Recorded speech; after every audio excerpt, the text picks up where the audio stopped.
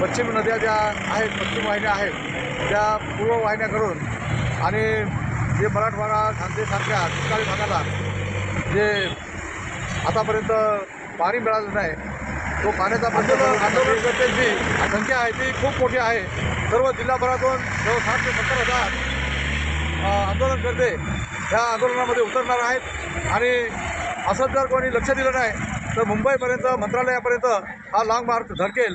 याची सरकारने दखल घ्यावी, सरकारने त्याची सावधगिरी बाळगावी, अशा प्रकारचं सरकारला आम्ही आवाहन करतो. नाद नाही करायचा, तुम्ही नाद नाही करायचा, नाद नाही करायचा, जे ती गावीत साहेबांचा लोक